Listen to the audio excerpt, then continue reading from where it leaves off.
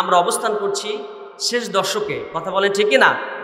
এই শেষ দশকে আমরা যে বিষয়টা বেশি গুরুত্ব দিয়ে থাকি, এই মুহূর্তে আমরা জাকাত এবং ফিতরার বিষয়ে আমরা বেশি গুরুত্ব দিয়ে থাকি। তো এই যে জাকাত ফিতরা, পাশাপাশি আরেকটি বিষয়ে কথা বলবো। সূরা ইমরান বাকারার 187 নম্বর আয়াত, আল্লাহ রাব্বুল আলামিন এখানে একটি কথা বলেছেন, সুম্মা আতিম্মুস সিয়ামা ইলাল লাইল। এই বিষয়ে কিছু কথা বলে ইতি টানবো ইনশাআল্লাহ। তার সঙ্গে আমরা শুরু করি সেই আয়াত থেকেই, যে আল্লাহ রাব্বুল আলামিন এখানে বললেন সূরা বাকারার 127 নম্বর আয়াতে, সুম্মা আতিম্মুস সিয়ামা ইলাল লাইল। অর্থ হচ্ছে যে তোমরা রাত পর্যন্ত রোজাকে পূর্ণ করো। আমরা রোজা রাখি কখন পর্যন্ত? সুবহে সাদিক থেকে সূর্য অস্ত পর্যন্ত, অর্থাৎ সূর্য অস্ত হয়ে যাবে, অস্তমিত হওয়ার পরেই আমরা ইফতার করে ফেলি। তো এই যে এই আয়াত থেকে আমাদের কি শিক্ষা নেবার আছে?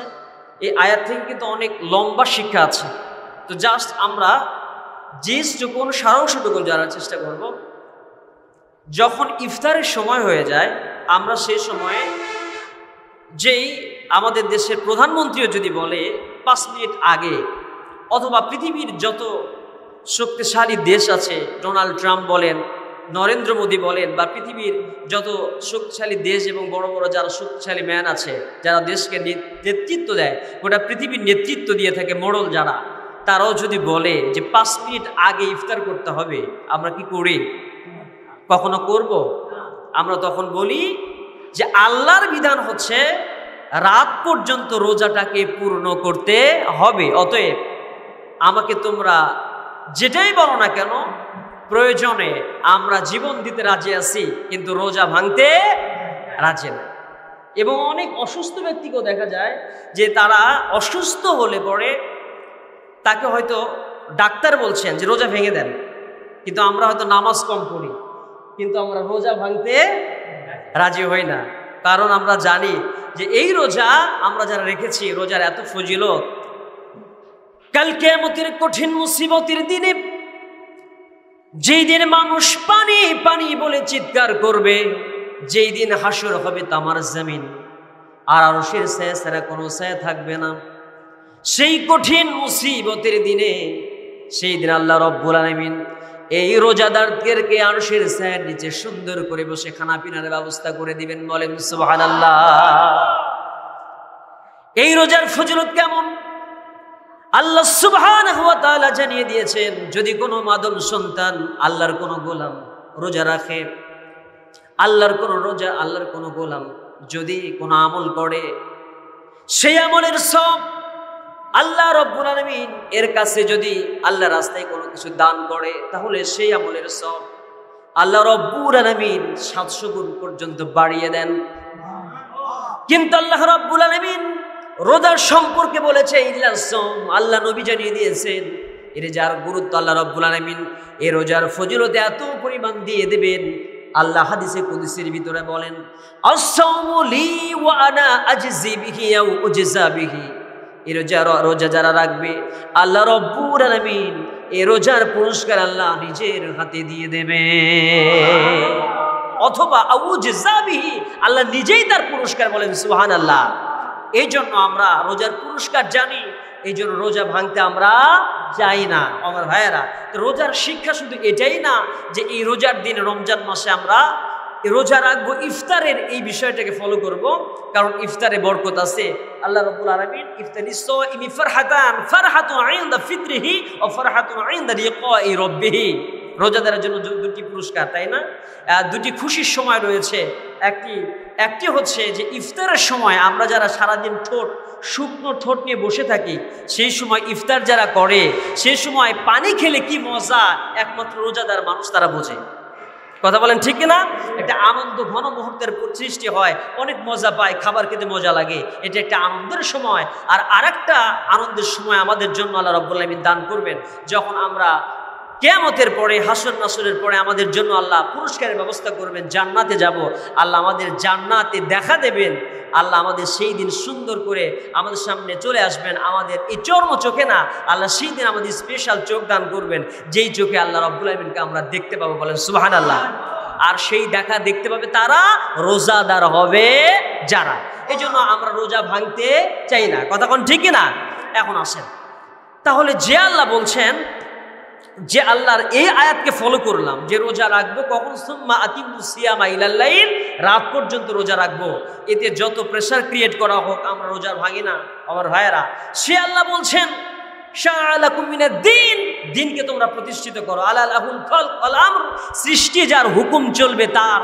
এই পৃথিবীর জমিনে আল্লাহর হুকুম শুধু রমজান মাসে রোজার ইফতারের সময় এটা নয়, তামাম জীবনের প্রত্যেকটা পড়তে পড়তে, জীবনের প্রত্যেকটা সেক্টরে, প্রত্যেকটা সময়ে, জীবনের সব জায়গায়, বঙ্গভবন পর্যন্ত, একেবারে টয়লেট থেকে বঙ্গভবন পর্যন্ত যতটা জায়গা রয়েছে সব জায়গায় আল্লাহর বিধান, আল্লাহর আইন, আল্লাহর হুকুমকে ফলো করতে হবে। এই কথাটা কার?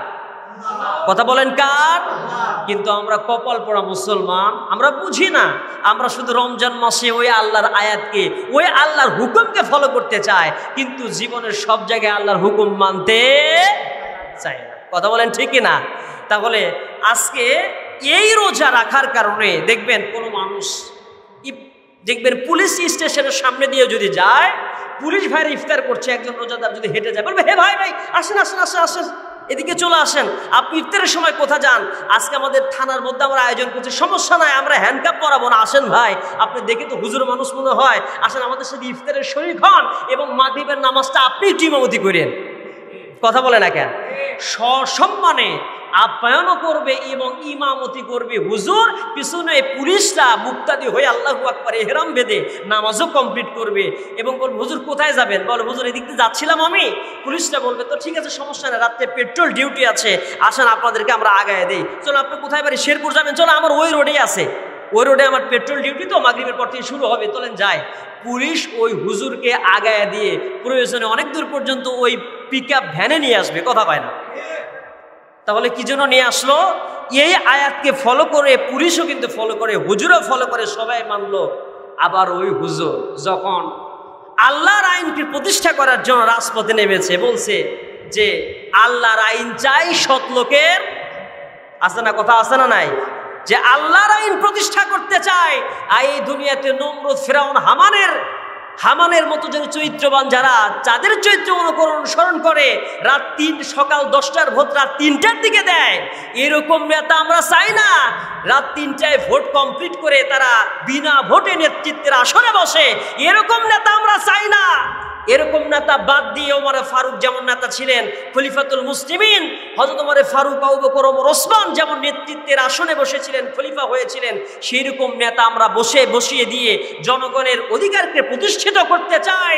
যারা রডের বদলে বাস দেবে না, যারা চুরি করবে না, ডাকাতি করবে না, মানুষের সম্পদগুলোকে তারা অন্যায় অবৈধভাবে নিজের মাল মনে করবে না, সঠিকভাবে সরকারি অনুদানগুলোকে ডিস্ট্রিবিউশন করবে, এরকম একটা নেতৃত্বের আসনে একটা নেতাকে বসাতে চায়। এরকম একটা সুন্দর দেশ চাই, আল্লাহর হুকুমকে গোটা বাংলাদেশের সব জায়গায় আল্লাহর আইনকে প্রতিষ্ঠিত করতে চায়। এই কথা বলে যখন রাজপথে ওই হুজুর যাবে, তখন বলবে হুজুর ধরো, ফাঁসিতে ঝোলাও। কথা বলেন ঠিক কিনা? ওই পুলিশে আবার তখন হুজুরে ইচ্ছা মতো কোপা শামসু কোপায় একবারে কত ফাড়ায় ফেলে, একবার হুজুর রিমান্ডে নিয়ে নিবে। কথা বলে না ভাই? তাহলে এখন আসেন, আমরা এখন কি বুঝলাম? আমরা রোজা থেকে কি শিক্ষা নিলাম? রোজার একটা আয়াতের শিক্ষা তো নিতে পারলাম না। কথা বলেন ঠিক না? একটা আয়াত কমপ্লিট না, ছোট্ট একটা আয়াতের অংশ, সুম্মা আতিমুস সিয়ামা ইলাল লাইল, এতটুকু একটা আয়াতের শিক্ষাই কিন্তু আমাদের জীবনে কমপ্লিট করতে পারি নাই। আর আমরা বাকি কোরআনের সব এতগুলো আয়াতের শিক্ষা কখন বাস্তবায়ন করব? ওটা তো অনেক হার্ড ডিস্টেন্স, অনেক তফাৎ। এই আয়াত সামান্য এটাই আমাদের জীবনে নিতে পারি নাই। এখন আসেন যে কথা বলছি সেটা হলো এই সময় তো হাজিরিন, তাহলে রোজার শিক্ষা শুধুমাত্র ইফতার করা নয়, রোজার শিক্ষা শুধুমাত্র উপবাস থাকা নয়, রোজার শিক্ষা শুধুমাত্র মিথ্যা কথা থেকে চুপ করে থাকা নয়। রোজার শিক্ষা কিন্তু আরেকটা এখানে পাইলাম, যে আমরা কিছুক্ষণ আগে আমাদের প্রিয় ভাই বলে গিয়েছেন, হাদিসটা হয়তো তিনি আরবি বলেন নাই কিন্তু বাংলা বলে দিয়েছেন, যে মিথ্যা কথা বললে রোজা হবে না, গীবত করলে রোজা হবে না। হাদিসটা হচ্ছে যে রাসূল করিম সাল্লাল্লাহু আলাইহি ওয়াসাল্লাম বলেছেন যে মান লাম ইয়াদা কাওলাজ জুর ওয়াল আমাল বিহি ফালাইসা লিল্লাহি হাজাতুন ফি আই ইয়াদা তুআমাহু ওয়া শারাবাহু। যে ব্যক্তি মিথ্যা কথাকে এবং তদ অনুযায়ী আমলকে পরিহার করতে পারলো না, সেই ব্যক্তির এই উপবাস, রোজা, এই না খেয়ে থাকা, এটা আল্লাহর কোনো প্রয়োজন আছে নাকি? আল্লাহর কোনো দরকার নাই। আল্লাহ চায় তুমি মিথ্যা বাদ দাও। আল কিযবুল মুযনুব, মিথ্যা সকল পাপের জননী মা। আসিদকু ইউনজি আল কিযবু ইহলিক, সত্য মানুষকে মুক্তি দেয় আর মিথ্যা মানুষকে ধ্বংস করে। রাসূল সাল্লাল্লাহু আলাইহি ওয়াসাল্লামের কাছে একজন ব্যক্তি এসে বলে, তিনটা অপরাধ আমার হুজুর, আমি তিনটে খারাপ অভ্যাস আছে, মদ খাই, মিথ্যা কথা বলি, চুরি করি, আমি কোনটা প্রথমে বাদ দেব? রাসূল কিছুক্ষণ চুপ থাকলেন, এরপরে বললেন, তুমি প্রথমে মিথ্যা বাদ দাও। সুবহানাল্লাহ কয় না? ব্যক্তি বাসায় চলে গেছেন, যাওয়ার পরে চিন্তা করলেন, আবার বলছে মাঝে মাঝে দেখা করো। বাইরে যায় বলে, হুজুর তো মদ খাইতে নিষেধ করে না। মদের বোতল হাতে নিয়ে চিন্তা করে, মদ যদি খায় তাহলে হুজুর আমাকে যখন আবার ডাকবে, তা ডাকার পরে তখন যদি বলে মদ খাইছি, তাহলে ইসলামী শরীয়তের আইন হলো 80টা কি করতে হবে? বেত মারতে হবে, অপমান হব। তাহলে মদও খাওয়া। এরপরে বলে চুরি তো নিষেধ করে নাই, রাত্রিতে চুরির জন্য রওনা দিছে। চুরি করতে যে চিন্তা করতেছে যে চুরি করার পরে যদি হুজুর জিজ্ঞাসা করে চুরি কি করছো, বলে হ্যাঁ চুরি করছি। ইসলামী শরীয়তের আইন হচ্ছে যে যদি কোনো ব্যক্তি চুরি করে, জনসম্মুখে তার কি কাটো? হাত কেটে দাও। তাহলে অপমানও হব, হাতও জন্মের মতো কাটা যাবে, আর কোনোদিন ফেরত পাবো না। তাহলে আমার চুরি করাও যাবে না। নবীর কাছে এসে বলে, ইয়া রাসূলুল্লাহ, আপনি তিনটা নিষেধ করেন না, নিষেধ করেছিলেন একটা মিথ্যা কথা বলা। এই মিথ্যা ছাড়ার সাথে সাথে আমি চুরিও বাদ দিতে পেরেছি, আমি এর সাথে সাথে মদ খাওয়া বাদ দিয়েছি। সুবহানাল্লাহ কয় না? তাহলে এখন কয়টা কথা বলবো? অনেক রোজাদার প্রধানমন্ত্রী আছে, অনেক রোজাদার এমপি আছে, অনেক রোজাদার মন্ত্রী আছে, অনেক রোজাদার সচিব আছে, তাদের কলমের খোঁচায় সুন্দর করে তারা মদের লাইসেন্সও পাস করে, আবার তারা ইফতারও করে, রোজাও রাখে, নামাজও পড়ে, তাহাজ্জুদও করে। কথা বলে না? তাহলে বুঝতে হবে, যেই রোজাদার রোজা রাখার পরে, ক্ষমতা পাবার পরে তারা মদের লাইসেন্স দেয়, যেটা আল্লাহ হারাম করে দিয়েছেন, বুঝতে হবে ওই রোজাদার রোজার মানেই বোঝে না, ওই রোজাদার রোজা হবে। কথা বলে না? রোজা রাখলেই রোজা হয় না, রোজার হক হুকুম এগুলো ফলো করে রোজা রাখতে হবে। কথা বলেন ঠিক কিনা? আমার ভাইয়েরা, অনেক লম্বা আরো কিছু কথা ছিল, তো আমি তো আসলে সময় পাবো না, সময় সংক্ষিপ্ত। তো এরপরে আমি আরেকটু কথা বলে ইতি টানতে চাচ্ছি। এখন আজানের সময় হয়ে যাচ্ছে, আজান হবে, একটু বলি। সেটা হচ্ছে যে আশপাশে আজান এখন হয়নি, আমি এই আয়াতের দিকে চলে যাই। যে আয়াতটা বলছিলাম, লান তানালুল বিররা হাত্তা তুনফিকু মিম্মা তুহিব্বুন। তাহলে আল্লাহ রাব্বুল আলামিন কি বলছেন?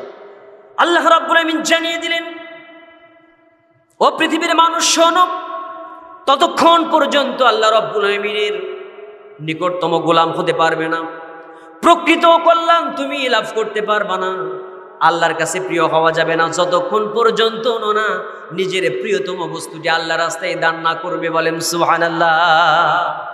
যেইটা নিজে পছন্দ করব, ওইটাকেই কার রাস্তায় দান করতে হবে? আল্লাহ রাস্তায় দান করতে হবে। একজন ব্যক্তি, দান নিয়ে অনেক কথা রয়েছে। আহলে সুফা, রাসূল করিম সাল্লাল্লাহু আলাইহি, এই আয়াত যখন নাজিল হলো, অনেকগুলো ঘটনা ঘটে গেছে রাসূল সাল্লাল্লাহু আলাইহি ওয়াসাল্লামের সময়। তো আহলে সুফার অধিবাসী ছিল ৭০ জন। না, আহলে সুফার অধিবাসী কয়জন?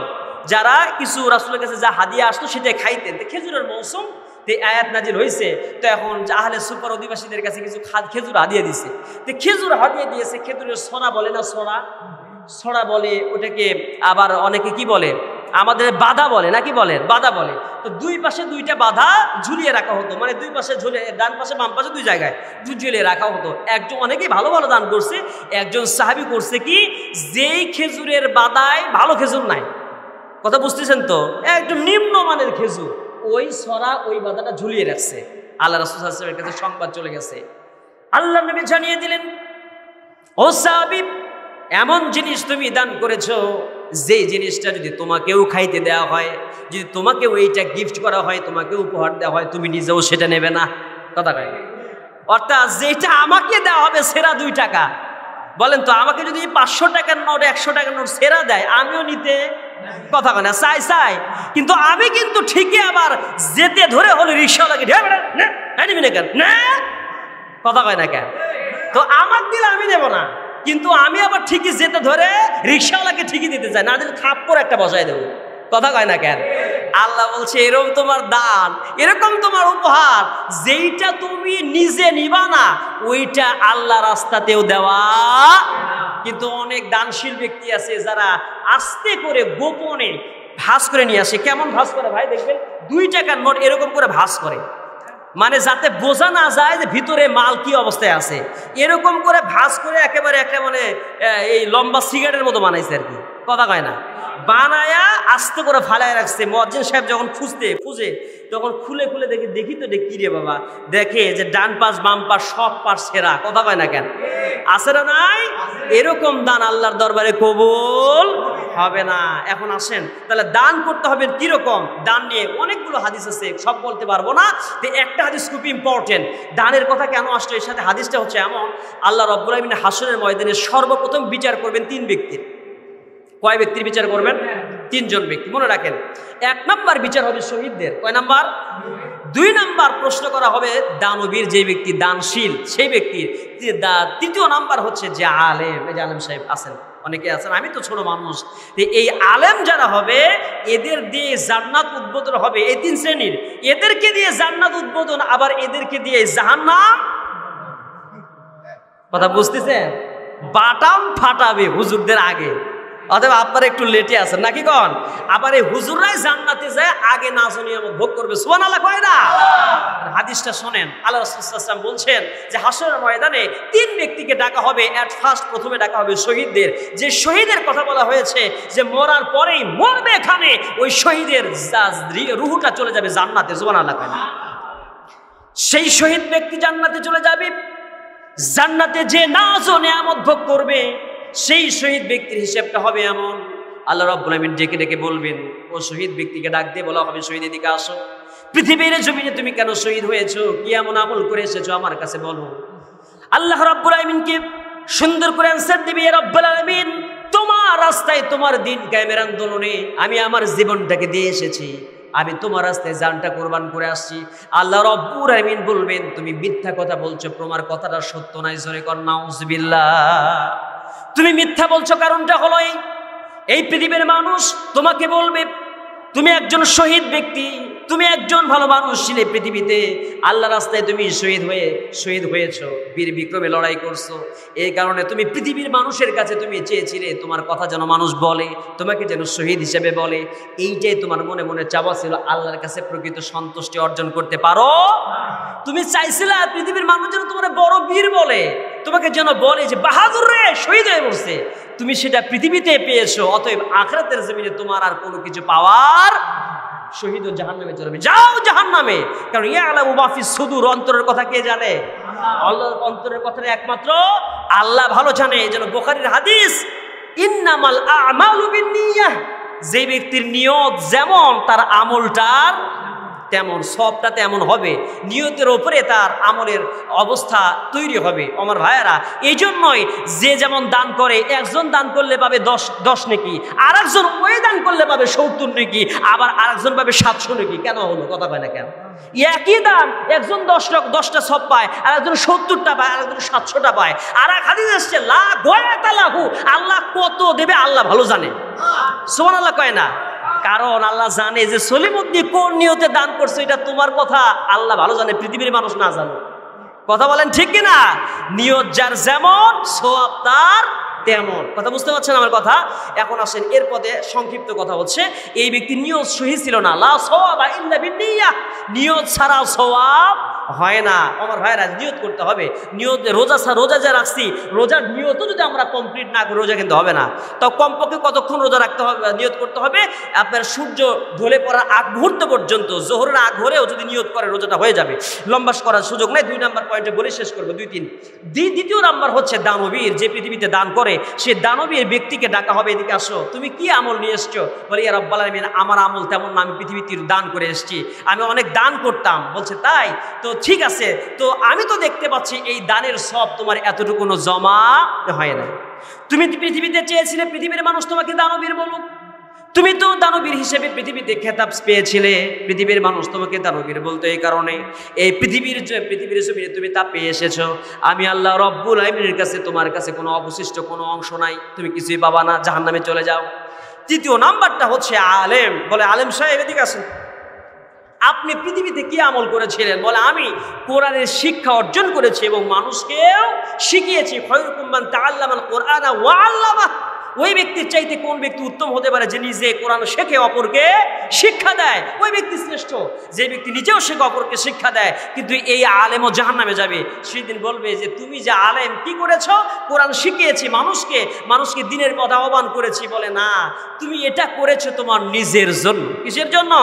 যে হুজুর দাওয়াত দিলেই 60,000 আগে বিকাশে পাঠাও। কথা কয় না রে? দাওয়াত দিলেই 1 লাখ আগে বিকাশে পাঠাও, তারপরে মঞ্চে উঠবো। আছে না নাই? তো তুমি সেটা পৃথিবীতে পাইছো এবং তুমি চেয়েছিলে পৃথিবীর মানুষ তোমাকে প্রায়োরিটি দেবে। এই যে আসলেই চেয়ার ছেড়ে দেয়, সবাই নিচে বসে, হুজুর আসলেই চেয়ারে বসে দেয়। কথা কয় না কেন? তো হুজুর হিসেবে তোমাকে প্রায়োরিটি দেওয়া হয়েছে, অগ্রাধিকার দেওয়া হয়েছে, পৃথিবীতেই সম্মান দিয়েছে মানুষ। তুমি পৃথিবীতে তা তোমার প্রাপ্তি পেয়ে গেছো, আখিরাতে তোমার বিন্দু পরিমাণ কোনো অংশ নেই। এই জন্য এই 3 ব্যক্তি জাহান্নামে চলে যাবে। এই জন্য আমরা যারা রোজা রাখি, তাহলে আমাদের রোজাও যদি লৌকিকতা হয়, লোক দেখানো হয়, আল্লাহর জন্য যদি না হয়, এই রোজাও আমাদের কোনো উপকার করবে না। এই জন্য এই হাদিস থেকে আমরা ইদিটা আনি, প্রথম নাম্বার যে ব্যক্তির হিসেব হবে শহীদ, সে ব্যক্তিও জাহান্নামে যাবে যদি এই নিয়তটা সঠিক না হয়।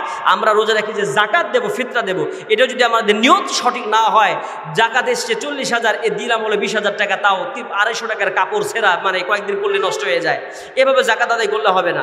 তৃতীয় নাম্বারটা হচ্ছে আলেম ব্যক্তি জাহান্নামে চলে যাবে যদি ঈমান আমলটা তার সঠিক না হয়। আল্লাহ আমাদের এই যতটুকু আমরা আলোচনা করলাম, এই আলোচনাটুকুন থেকে শিক্ষা নিয়ে বাস্তব জীবন আমল করার তৌফিক দান করুন। ওয়া আখিরু দাওয়ানা আলহামদুলিল্লাহি রাব্বিল আলামিন। আসসালামু আলাইকুম ওয়া রাহমাতুল্লাহি ওয়া বারাকাতুহু।